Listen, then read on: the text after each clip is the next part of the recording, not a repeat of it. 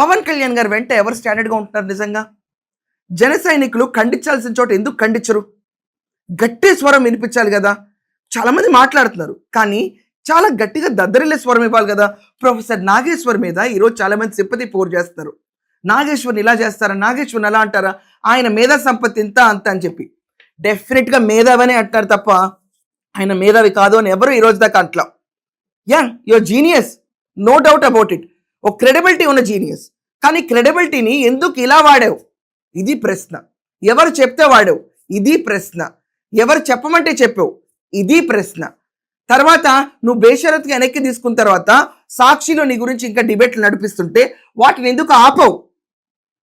నాకు వచ్చింది correct information కాదు, రిలయబుల్ సోర్స్ కాదు అన్న విషయం నువ్వు ఎందుకు మాట్లాడవు? ఇది అన్నిటికంటే హైలైట్ పాయింట్.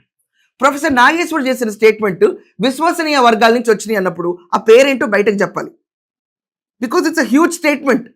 చంద్రబాబు నాయుడు గారిని నమ్మట్లేదు, అక్కడ ఉన్న కూటమి ఇన్స్టెంట్ ఫ్రెండ్షిప్ అన్నట్టు మాటలు వస్తే బయటకి, ఇక్కడ ఉన్న కూటమిలో చిచ్చులు లేపడం. అది క్రెడిబిలిటీ సోర్స్ గురించి బయట చెప్పలా. Instant friendship, long term friendship అని జగన్మోహన్ రెడ్డి అంటే ఓట్లని కన్వర్ట్ అవ్వ next time so called BJP supporting votes ఏముంటాయో అవి.